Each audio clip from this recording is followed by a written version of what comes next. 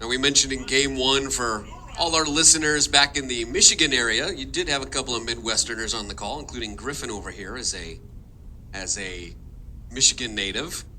For our Bay Area listeners, I want to make sure I make it clear, no, I am not related to Golden State Warriors play-by-play announcer Bob Fitzgerald.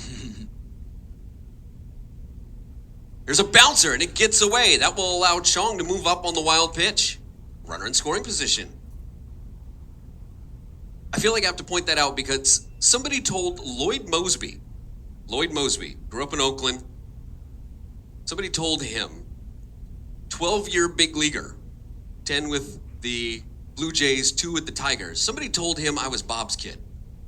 And I'm talking to him one day because his son, Lydell, played for the Vallejo franchise I used to work for. And I'm talking to Lloyd Moseby, the 1984 American League leader in triples and 1986 All Star. And he's asking me, telling me I'm doing a good job. I'm like, oh, this is great. This is the coolest thing ever. He's like, so how's your dad doing? Why is Lloyd Moseby, who was committed to play basketball here at St. Mary's before being drafted by the Blue Jays, he gets his nickname Shaker from his moves on the basketball court. He was actually a better basketball player. He didn't pick up baseball until he was a sophomore in high school. Somebody told Lloyd Moseby I was Bob's kid, so he's asking me, and I'm like, why is he wondering how Mark Fitzgerald, air conditioning and heating guy in Wentzville, Missouri, is doing? Wentzville, by the way, in Missouri. St. Louis in Missouri. There is a difference. Mound visit breaks up.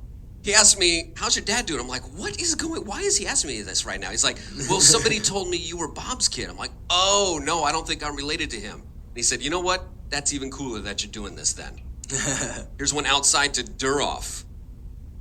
Brian Duroff, the left fielder, made his Gales debut earlier. He looks at a ball outside. He's got a 2-0 count now with that wild pitch that moved Chong up to second with nobody out. Now that ball there, so Gales with an early chance. The 2-0. Chopper towards third. Chong has to wait. It'll be the shortstop to handle it. Throw to first in time for the 6-3 putout. Sam Griffith handled that well.